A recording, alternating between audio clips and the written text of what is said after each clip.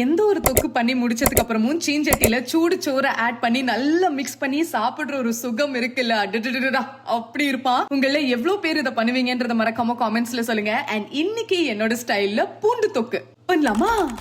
First பூண்டோட தொலியெல்லாம் நல்லா remove பண்ணிட்டு அவனை நல்லா வாஷ் பண்ணி மிக்சியில ஒன்னு ரெண்டா ஒரு குவிக் டிர் பண்ணிட்டு இவனை வெயிட்டீஸ்ல வச்சுக்கலாம். நெக்ஸ்ட் ஒரு பவுல்ல புளி பேஸ்ட் தண்ணி இவனை நல்லா கரைச்சு இவனையும் வெயிட்டீஸ்ல வச்சுக்கலாம். நீங்க நார்மலா புளிய கரைக்கிற மாதிரியும் கரைச்சுக்கலாம். இப்போ ஒரு சீஞ்சட்டியில நல்லெண்ணெய், கடுகு, வெந்தயம், பெருங்காயம் இவங்க நல்லா பொரிஞ்சதும் நம்ம டிர் பண்ணி வச்சிருக்கிற பூண்டை ஆட் பண்ணி அவன் நல்லா கோல்டன் ப்ரௌன் ஆகுற வரைக்கும் வதக்கிட்டு மஞ்சள் பொடி, மிளகா பொடி, உப்பு 30-40 செகண்ட்ஸ் வதக்கிட்டு புளி தண்ணி, வெல்லம் இவங்க எல்லாரையும் நல்லா எண்ணெய் பிரிஞ்சு வர வரைக்கும் கொதிக்க விட்டா தலைவம் ரெடி. சோறு மட்டும் இல்ல, இட்லி, தோசை, சப்பாத்தி, பொங்கல் எல்லாருக்கும் பட்டுக்குட்டி மாதிரி இருப்பான். இந்த ரெசிபியை கண்டிப்பா சேவ் பண்ணி ட்ரை பண்ணுங்க. அப்படிலாம் யார் சமைப்பாங்களோ அவங்களுக்கு அனுப்பி செஞ்சுதா அப்படின்னு சொல்லுங்க. Until I meet you again, little boy from Kirti.